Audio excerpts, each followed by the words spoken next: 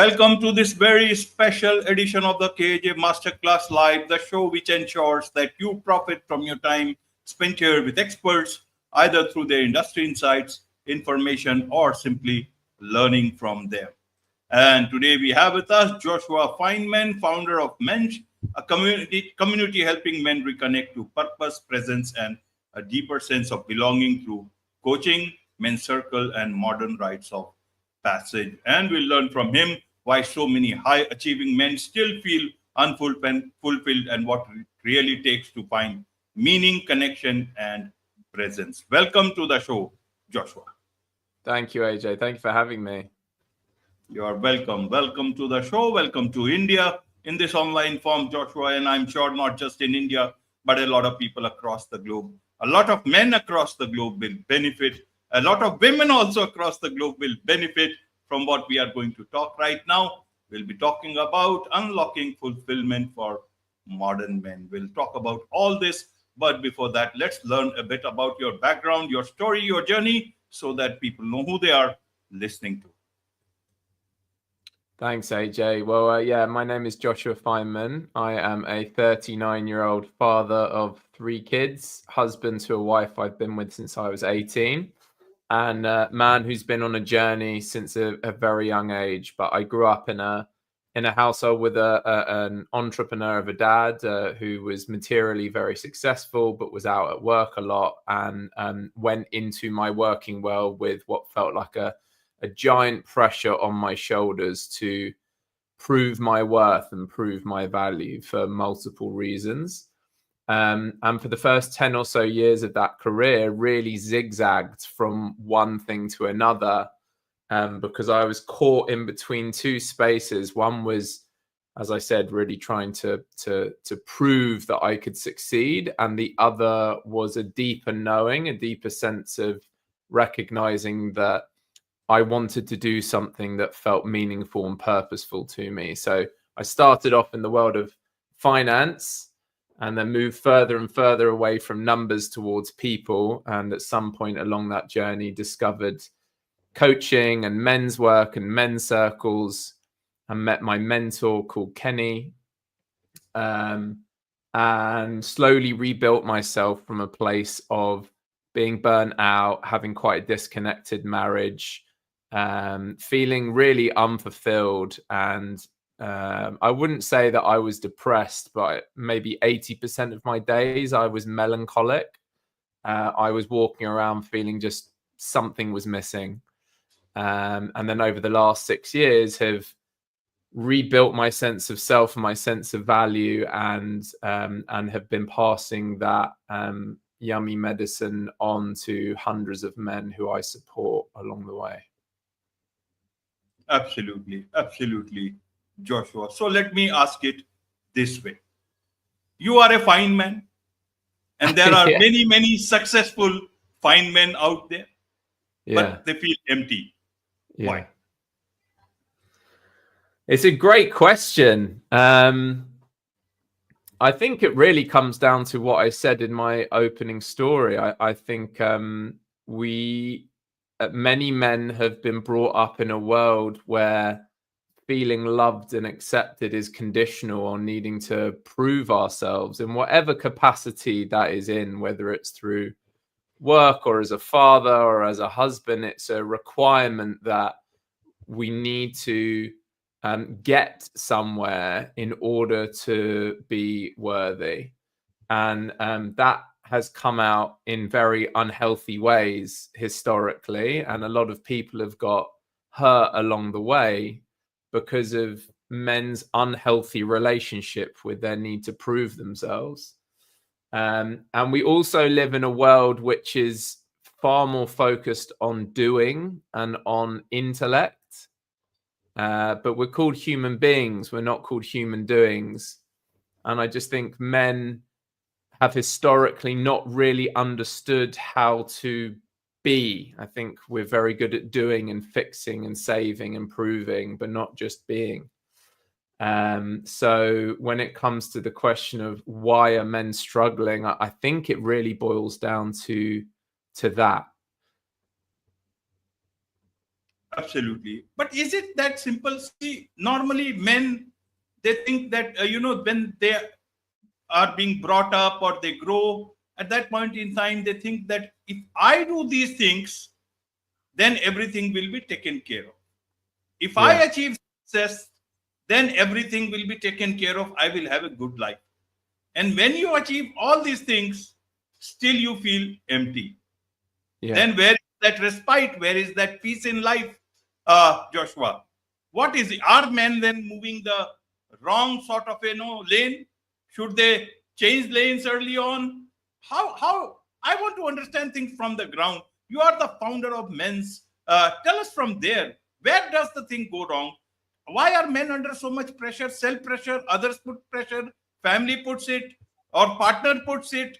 Women are also under pressure. They want to have lot of empowerment. They have got empowerment. A lot of still seek for empowerment. They are also seeking a happy life. Then I want to understand then why there is so much of discord, why there is so much of emptiness all around. Especially that because we are focusing on men. Why men? So, Kit, so the question is, why is there so much emptiness around men? And can I ask, just to kind of specify, what is it around what I asked before that didn't necessarily answer that for you? So if I said to you that I think a lot of men grow up in a society where we need to prove ourselves and prove our worth, and certainly in modern capitalist society, if you look at men who are put on a pedestal, a lot of them are billionaires or business leaders in suits and are powerful in that sense.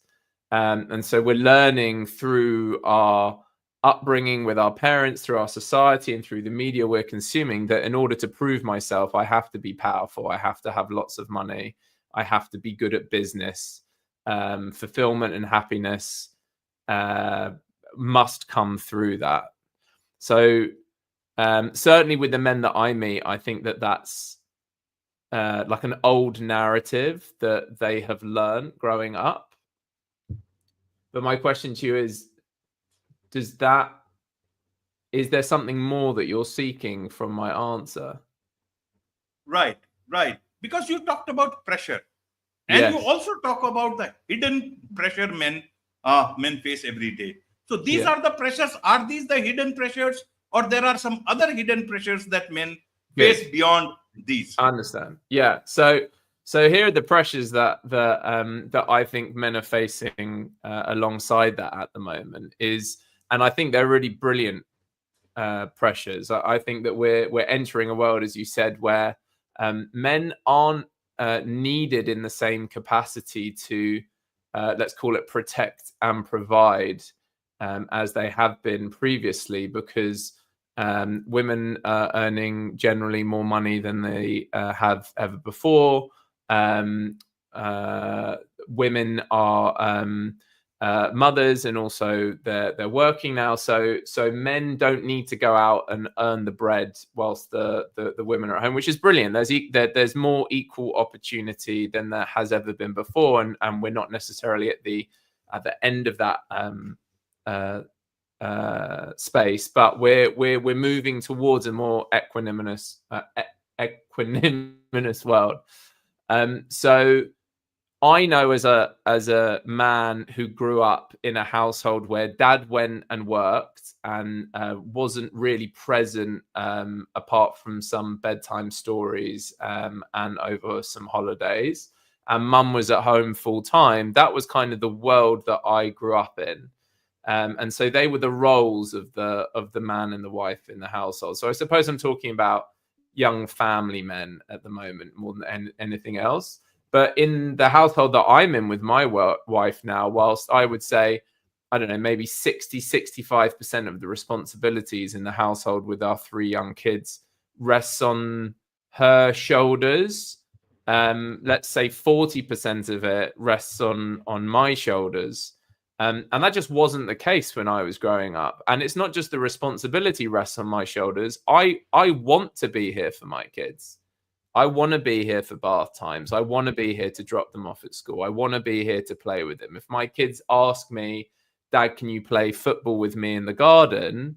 I have to check myself when I say I've got an email to send or I've got something to do, because actually most of the time that's just a learnt behavior of mine. Whereas the reality is that on my deathbed, the thing I'll probably regret is not spending more time with my children. So I've got this new pressure of wanting to achieve and provide and make an impact and build something meaningful and leave a legacy in a work capacity, whilst also wanting to show up fully as a father and a husband and a friend and find some balance in my life.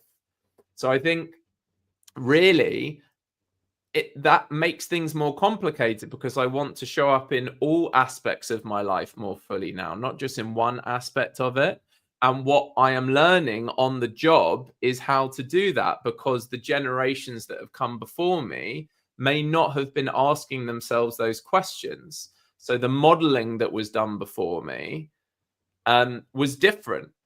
So I need to look to new models and new people out there who can help support me in how I want to create the life that I have. So that's one of the big challenges that I think a lot of men and a lot of young fathers particularly are facing, is they want this balance in life, but they feel pulled and pressured on both sides. And the same can be said, by the way, for mothers who are working as well, for working mothers. But that's a real pressure. And then not knowing who to turn to makes it doubly as hard, because men typically don't seek help. We don't particularly open up to our friends. And so we're going through all of this on our own.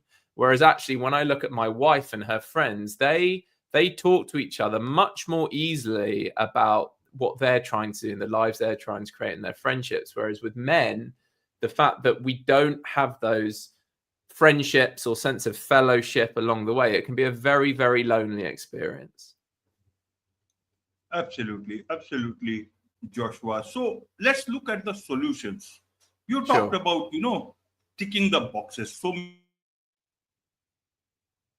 where is the solution? Should they remove some of these boxes? Should they add some more boxes which are much more meaningful?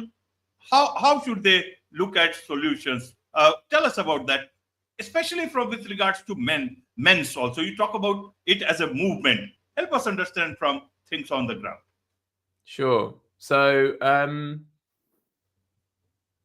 firstly, I don't want people to think that I have the answer. There is no tick box answer of what you to do, but there are lots of opportunities out there for what you can do. And I think the really important and most important thing is that if you are a man and you are going through some of the things I spoke about, loneliness, feeling burnt out, feeling stretched and not quite sure where to turn, just that first step of recognizing that and then thinking about what's the next thing I can do is a massive step forward in itself. I'll talk from my experience. Is I stumbled into coaching and men's work because my wife essentially forced me to, because she had become my therapist and we'd lost our intimate relationship as a partner, and we had a young child at the time, and she said, you need help. And so I didn't think I needed therapy. I quite liked the idea of coaching because it was more future facing. So I started off by working with a coach. And at some point, I then discovered men's circles.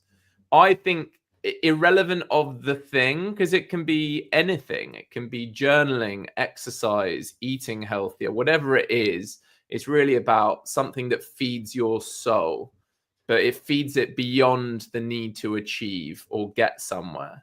So I mentioned at the beginning, we're human beings, not human doings. I would say the thing that men are seeking, which is a sense of purpose and fulfillment, doesn't come from up here and figuring it out. It comes from slowing down and being with whatever's going on inside of you. So that really helps doing it with other people, which is why for men, what I've noticed as being really powerful is taking men out of the cities, out of their everyday life, into nature, and to be together and to share an experience together and then talk about it together. And that for me has been personally like incredibly valuable in changing my life, and for the men I support as well. So in terms of the solutions, I would say the solutions won't be found up in the head. They probably won't be found in books or study. They will probably be found out in what I call the real world, which is the natural world, amongst people that you connect to and that you feel that they understand you and you feel seen by. That is where I believe a big chunk of the solution is for men. Right, right. So what about men's? How do people, get benefit from your community? You are the founder of men's. How is it that you help men in your community? Those people who may want to connect with you, they can connect there. Otherwise, they can look for such communities Sure. around wherever they are. So help them, guide them on that. Sure. So men come to Mensch for three types of experiences. The first is just community-wide experiences. So you can come whenever you want. We normally do it at my retreat partner's site, and it's about adventure and purpose and shared challenge. So we might do swimming or sitting around a fire pit, or we might practice some yoga. And then we'll have like a home cooked meal together. So it's very much about bringing men back to who we were thousands of years ago, but in the comfort of modern life. And I think men who come really love that, even for a few hours, just to not have to do anything or fix anything, but just to be together. And they leave lighter and with a real sense of purpose, and they leave like a foot taller. The next layer would be private groups that we run. So if you like the idea of that, but you want to go on a longer journey, you join a group of 8 men and you meet up with those 8 men every 2 weeks. And I take you through a process as opposed to a program. And you get to talk through and learn about all these things that you've kept inside you for so long, and recognize that A, you're not the only one who feels that way. And B, when you talk it out loud, you get to rebuild your relationship with those things. So that's kind of the group work piece. And then for men who want to work with me in a one-on-one capacity, I work in a coaching guide capacity where over a period of time we work together weekly, and you build your emotional resilience, your self-awareness, and really start to create the life you want for yourself, as opposed to just existing in the one that you're currently in. So that's kind of how we work at Mensch. And it does feel like it's part of a movement, because there are lots of good men out there who are doing their own versions of this. And I think if there are any men in your audience who are thinking that they would like to investigate this, I would say, please do, because you're not just doing this for yourselves, you're doing it for your partners and your children and your colleagues and your friends. You will create a giant ripple in the world by looking after yourself in this sense. And secondly, if you feel scared or overwhelmed or don't quite know where to turn, that's completely understandable and normal. I felt the same at the beginning of my job. It's just about my journey. It's just about finding the first next step. Don't worry about it needing to be the fix or the solution. It's just the first next step. And if it's with others, make sure it's with people that fill you with energy, not with fear or lack of enoughness. It's with people that you trust and you think you can go on a journey with. Absolutely, absolutely. There is much to learn about all this from you, Joshua. And I'm sure a lot of people would want to connect with you, learn more about you, from you, or through Mensch. What is the best way for them to do so? Well, I'm not on social media. So if you want to get in touch with me, visit my website, bemoremensch.com. But I do have a LinkedIn profile and a LinkedIn presence. So if you want to connect with me on there, you can do. But otherwise, your best bet is to go on the website, and you can either sign up to the weekly newsletter I put out, reach out to me personally via email, or book yourself in for a discovery call if you'd like to have a conversation. Wonderful. With this, it's a wrap on this very special edition of the KJ Masterclass Live. Thank you so much indeed for joining us. Thank you.